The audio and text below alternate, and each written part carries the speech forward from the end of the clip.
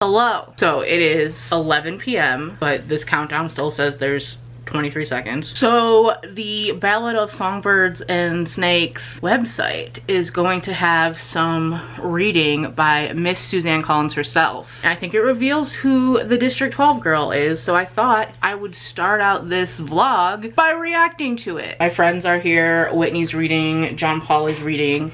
He already knows because he found it early at Walmart like a little bitch. My prediction is that she's gonna be related to Katniss, which isn't that exciting or fun, but oh my god, I see her, oh my god, okay. You'll never know. Hi there, Hunger Games readers. Suzanne Collins, and I'm so thrilled that the Ballad of Songbirds and Snakes is being published around the globe today. To kick things off, I wanted to share a passage from the new book with you.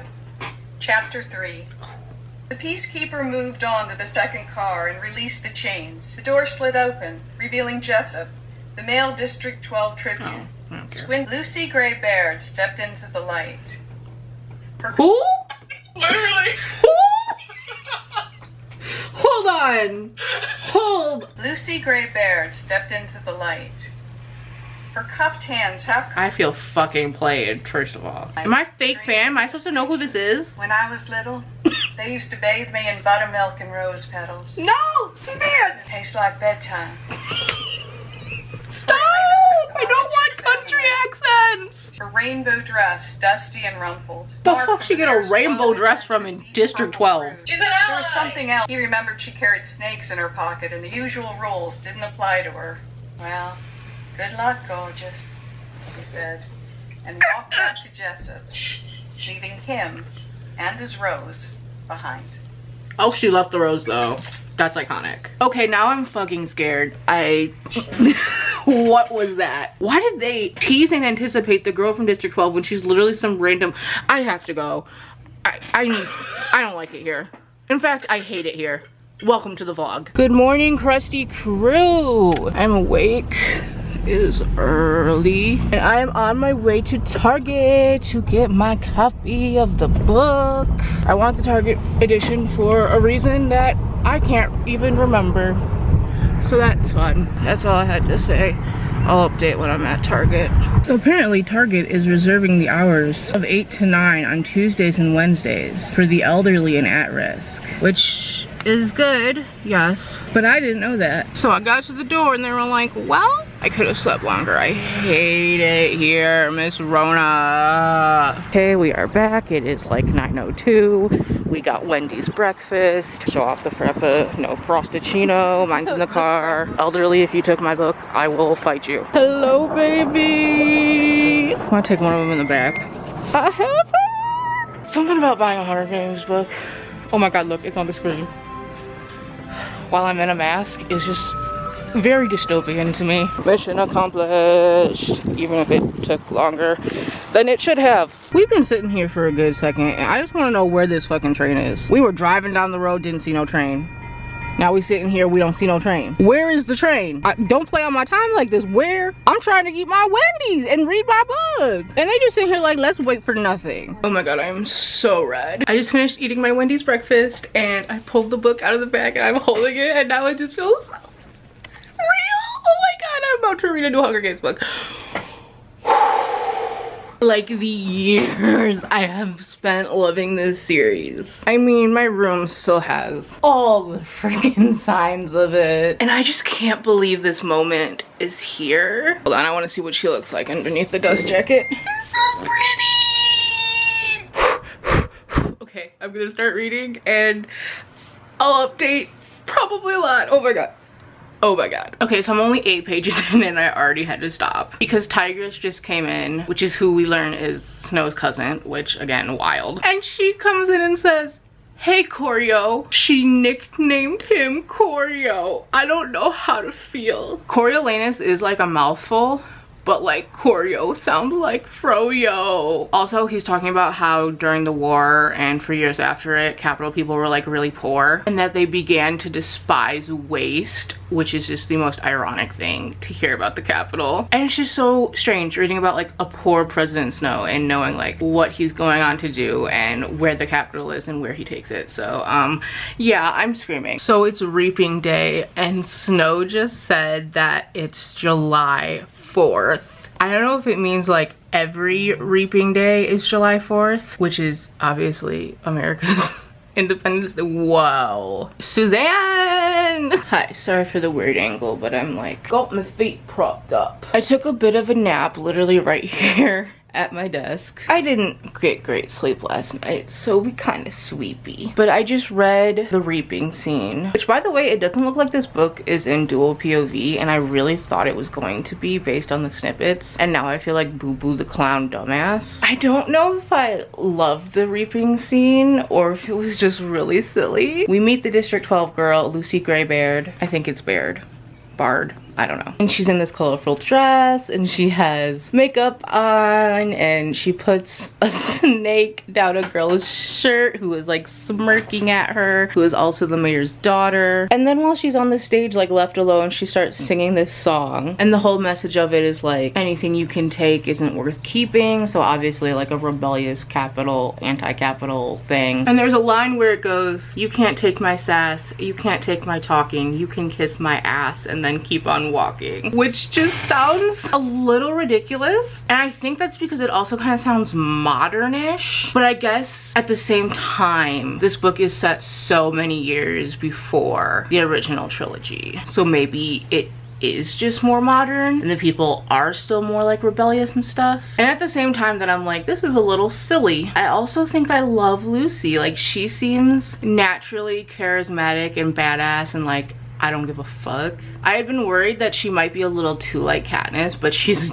definitely not like Katniss, at least not in personality. I'm very invested, which is good. Can I just say, there are so many little things in this book that remind me of things from the others. Like, I don't even know if it's all on purpose or if I'm just thinking too much. But there's one part where Snow is talking to the head game maker and someone kind of mentions that the games are a failed experiment. And she says, if no one watches. And it just made me think of that line. I don't even think it was in the book, but in the movie when Gale is like, they don't have a show if nobody watches. And I was just like, and then she talked about looking at her reptile mutts, which made me think of the mutts that eventually killed Finnick, and I'm just not okay. Also, just seeing how different the games were at the beginning, all the way back to the 10th games, and just how different the tributes were treated. They're like put in a zoo, and they aren't kept all like in a nice train and everything. And I feel like that's going to be something that Snow takes on, like a change that he does based on his experience. Not that that gives him any brownie points, because it's still a Hunger Games, but like, it's just so disturbingly interesting how much worse it was. And also the fact that Lucy is like, I'm from 12, but not really. We were musicians, like her family were traveling musicians. And also the way that the capital citizens weren't even like into the games in the beginning, like they weren't interested in them, but they still wanted to put them on, just makes it all even so much more fucked up. Like, what? So a lot has happened since I last updated. The whole basis for this book is that kids from the academy, which is where Snow attends, are being mentors to tributes, and I think it's the first time they're introducing mentors, because basically they're trying to find ways to get people more interested in the Hunger Games. One of the tributes killed their mentor after said mentor teased them with a sandwich, which, like, am I supposed to feel sorry for that bitch? I don't. Now they were doing like a tour of the arena, because apparently back then there was just one standard arena used, and it was like a previous entertainment arena where Snow was like, I used to see the circus here, and blah, blah, blah, blah, blah. And then a bunch of bombs went off and more of the mentors died, more of the tributes died, because they of course killed the tribute that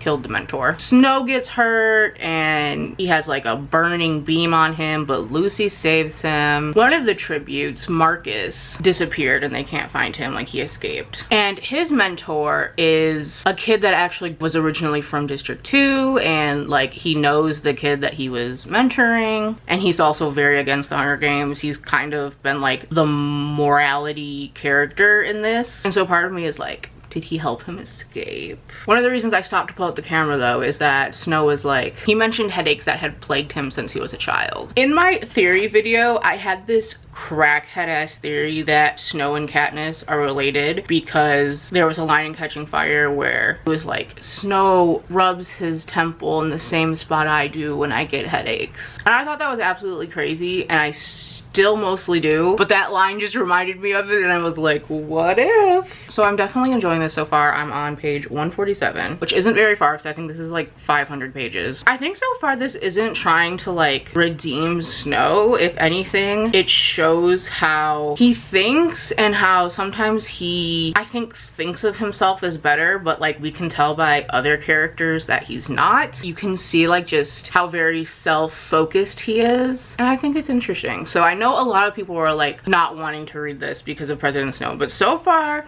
that has been fine because it hasn't like tried to make me like him, in my opinion. It's so hard vlogging because part of me wants to take out the camera for every little tiny thing, and then the other part of me just wants to keep reading without interruptions. Like in the beginning I started putting tabs, but I only got like 4 tabs in before I was like, I don't want to stop and put tabs on this. So one day I will annotate this in the way that I have my other books, unless I end up hating it and never wanting to reread it, which yikes. But for now I cannot be bothered because I just want to know what happens. So I am almost to page 200. First of all, the interviews come up and it's like the first year they're doing them. And it says, The Hunger Games, a night of interviews kicked off in front of a live audience in the Academy Auditorium while broadcasting throughout Panem. Hosted by the clownish Capitol TV weatherman, Lucretius Lucky Flickerman. It seemed both glaringly inappropriate and surprisingly welcome on the heels of all the killing.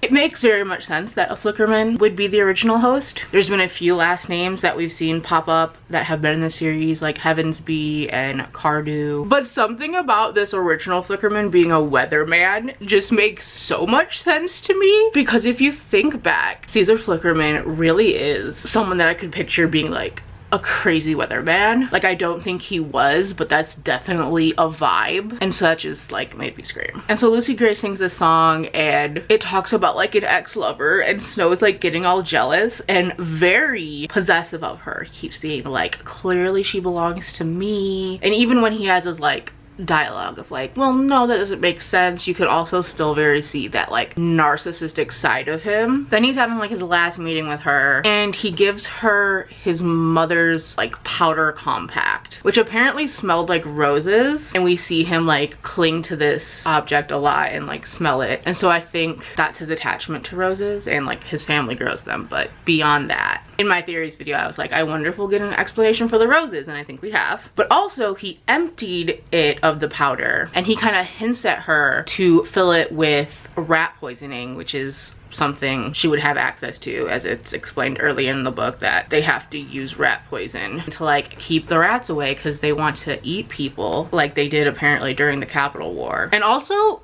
Capitol citizens also ate each other, cannibalism during the war. I forgot to mention that. Insane. So he gives her that, and I wonder if that's like going to link to his use of poison later on in his life. Before they take her away, they kiss, and I kind of hated it, but like I feel like Lucy Gray is playing him, and I really hope she is, because if she's like really falling for him, that's kind of weird. Like, yes, he's been trying to help her, but like it's still the Capitol. I don't know, it's a bit strange. I am still so freaking invested, so regardless of how this ends and what I end up thinking of the plot overall, I am so engrossed. Suzanne Collins has once again captured my attention, made me not want to put the book down, just like she did with the original trilogy. So okay, Suzanne. So I am now 300 pages into the book. I think the last time I updated, they were just about to enter the arena, and now they've been in the arena for a hot minute. Something I found this book to be taking on is the theme of like humanity, and are humans inherently good or evil? Is it natural for us to put survival over everything else, and like when it comes down to it, kill if we must, blah blah blah blah. Because there's a point where Snow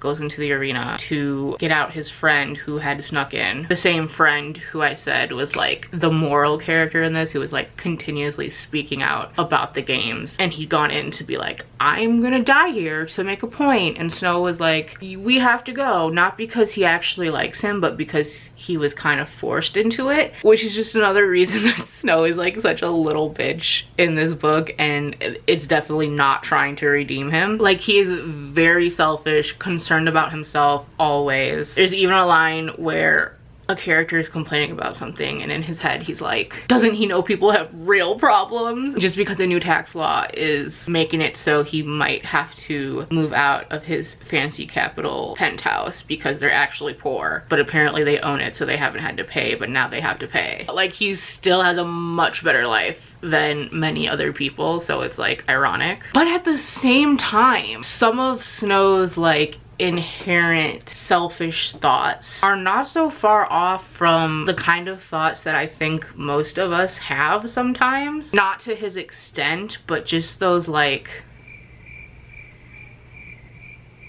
I don't even know how to really describe it. I've just sat here for many seconds trying to figure it out, but I don't quite have the words. But there are some points where I'm like, you're such an asshole. But there are other points where I'm like, it's a selfish, kind of greedy thought, but also a very human one at the same time. So this is just starting a lot of conversations in my head, which doesn't surprise me because Suzanne Collins did that in the first trilogy as well. I think she just really is an author that puts a lot of social commentary in her books. And this one is no different. And even from the first series, there were connections between us and the Capitol and how we can be like them. There's also a scene where Lucy Gray's district partner dies. They had been kind of like allies. And once he's dead, she kind of takes care to like close his eyelids. She puts a cloth over him. And it definitely reminded me of like Katniss with Rue. At first I was kind of disappointed that we weren't getting her POV like I had thought we would. But I kind of realized that we don't need it because she is like Katniss in some ways. In other ways, not at all. She's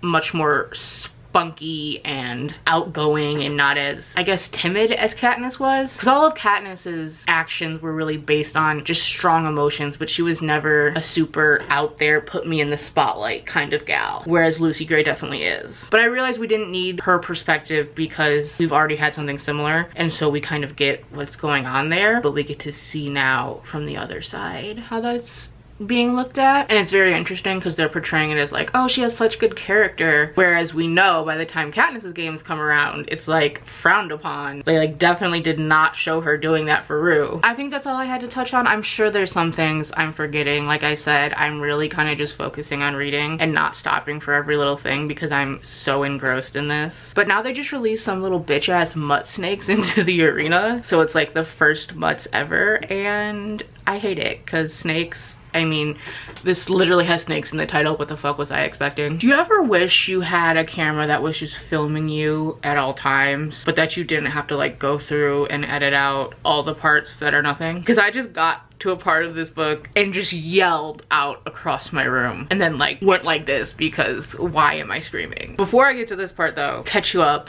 Lucy won the games, which I guess means that one of my predictions or my theories was right, because I said the District 12 girl could be 12's other victor other than Haymitch before Katniss and Peeta win. But Snow has found out that he like helped her in like illegal ways because he snuck her food. The snakes that they released into the arena, they don't bite you if they know your smell, and he like put a handkerchief in their cage that had her scent on it. So like they basically gave him two options. He could be publicly shamed or he could go and be a peacekeeper, and so that's what he's doing. And he chose to go to District 12 because he's like in love with Lucy. The guy who I said was like the moral character, I never say his name because I'm not sure how to say it. It's like Sejanus or something like that. He is also in District 12 as a peacekeeper. He joins Snow like after, and Snow's being such a fake ass bitch. Like, oh, so glad to have my friend. Like, you are not a real friend to him, you little bitch. But anyway, what made me scream is he's like going out on his first like peacekeeper assignment, and it's to attend this hanging of this guy who like tried to stop production in the mines and blew some stuff up and people died. And I was like, oh, okay, whatever. He's going to witness a hanging. I'm guessing something's gonna happen at it. And then I read the line, the crowd fell silent and a peacekeeper read out the list of crimes the condemned,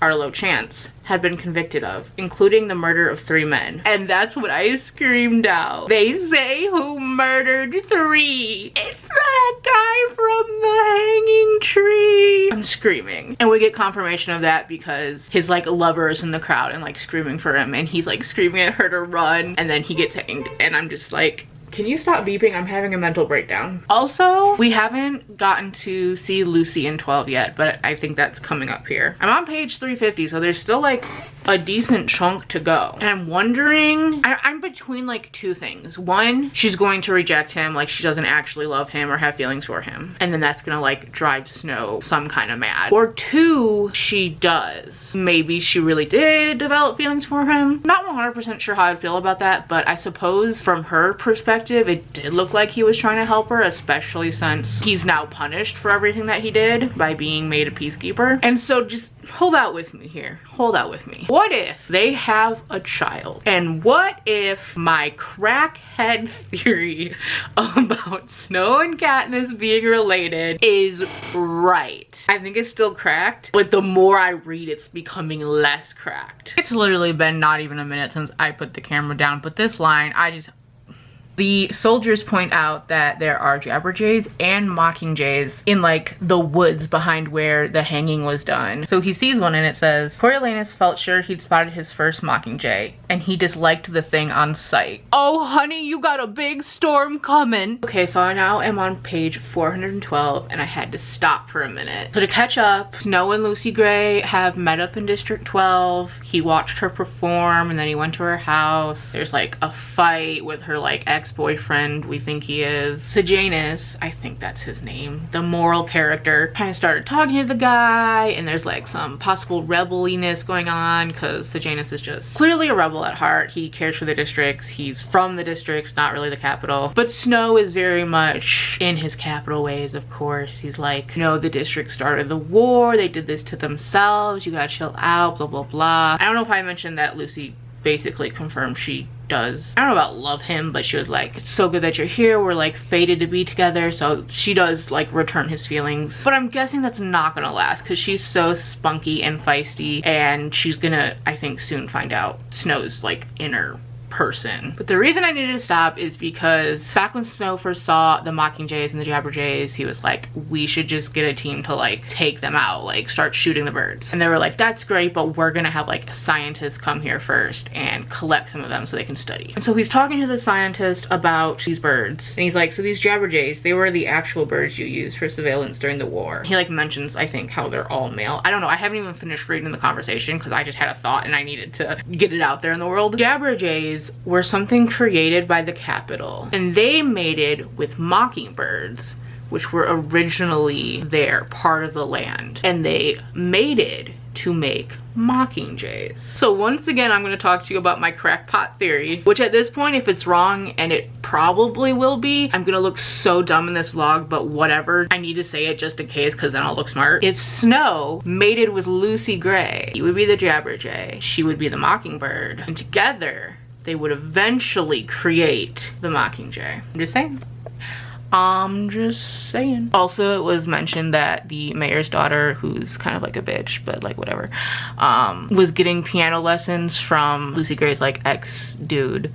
What the hell is his name? Billy something. And it just made me think of Madge and now I'm emo. So, yeah. Back after 2 seconds again, but this quote. The scientist says, some people just understand birds. Coriolanus felt unequivocally that he would never be one of those people. Damn right, bitch. Back after 2 seconds again, but I'm sorry. The scientist is showing him how the jabberjay works and like pressing different buttons on her remote control sends it into different modes, whether it's like neutral and just doing whatever it wants, or recording people's conversations, or playing back the recording.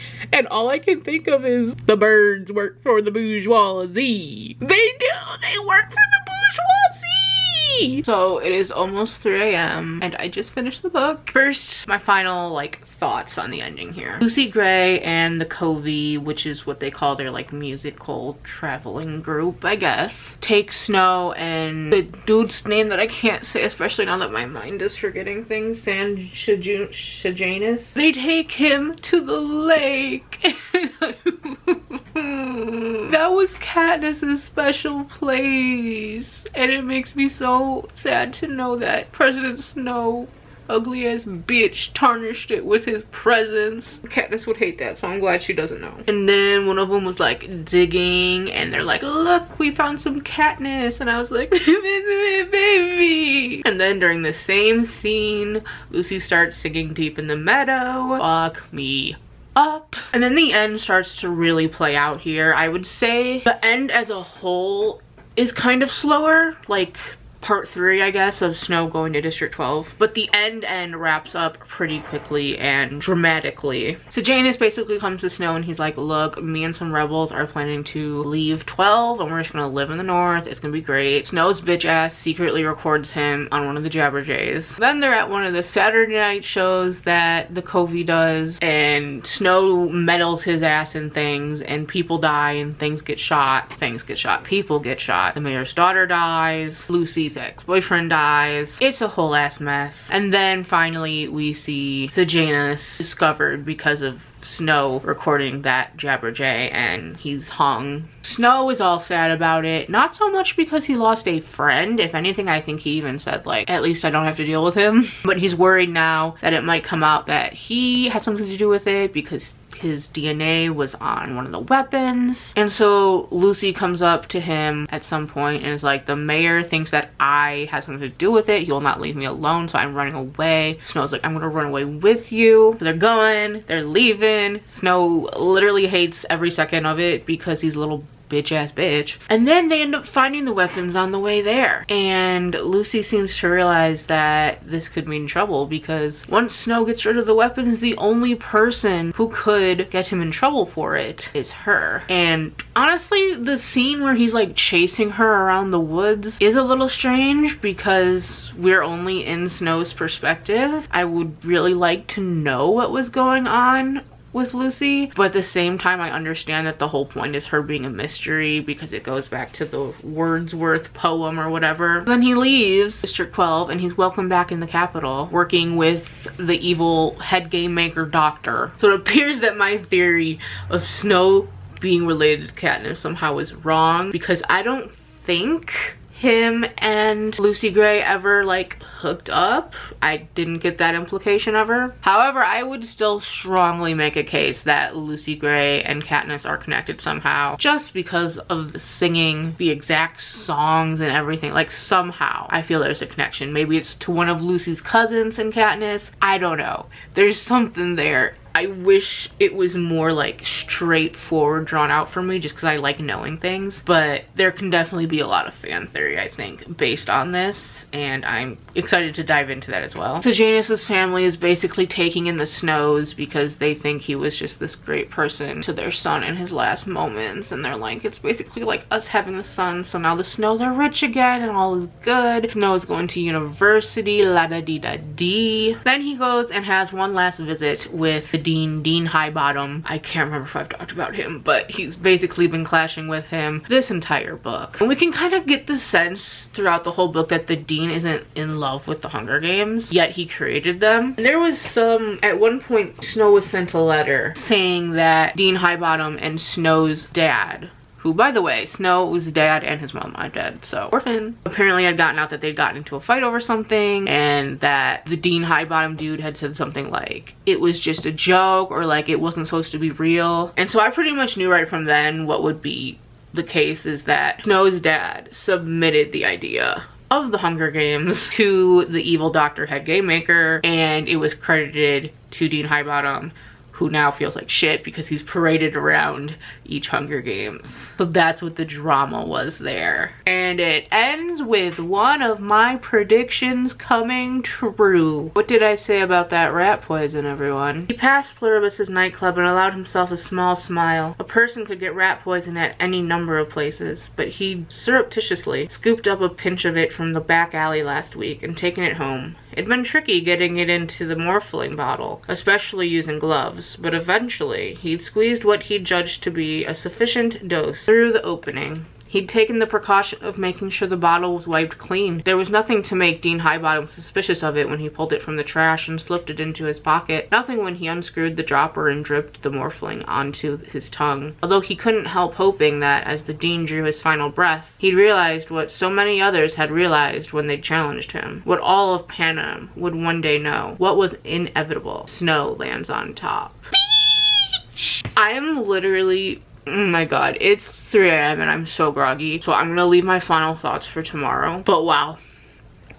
Wow. Hey, hello, it is Thursday now. I wanted to make my book look better by taking the stickers off, and Target decided to play on my time. I didn't get the chance to sit down and kind of wrap up my thoughts yesterday, so here I am. I have edited my vlog up until this point, and I will say that I didn't quite make sense in the last clip in terms of explaining what happened in the book, because like I said, it was 3 a.m. I had taken my sleep medicine. I was ready to knock out. Basically, he didn't kill Lucy Gray. He had just been like looking for her in the woods and he couldn't find her. He got bit by a snake, and so he disposed of the weapons in the lake and then yeeted out. So we don't really know like what happened to Lucy Gray, which coincides with the ballad that she was named after. I believe it said it was by Wordsworth. And once that part in the book came up, I remembered someone had pointed out that some international edition had named Lucy Gray in its synopsis, and someone had like found the Wordsworth, I think it's a poem, ballad, whatever you want to call it, and they were like,